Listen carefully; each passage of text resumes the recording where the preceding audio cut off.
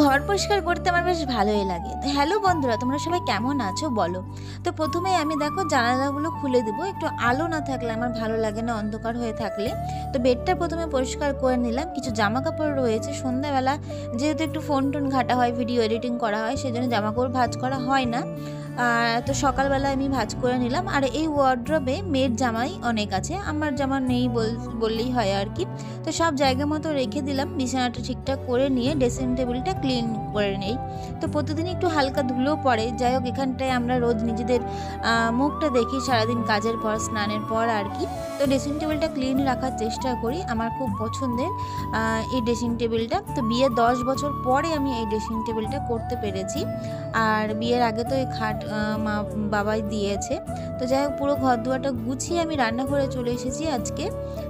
খিচুড়ি করব, ওয়েদারটা একটু ঠান্ডা ঠান্ডা থাকলে সেদিন খিচুড়ি করলে বেশ ভালোই লাগে।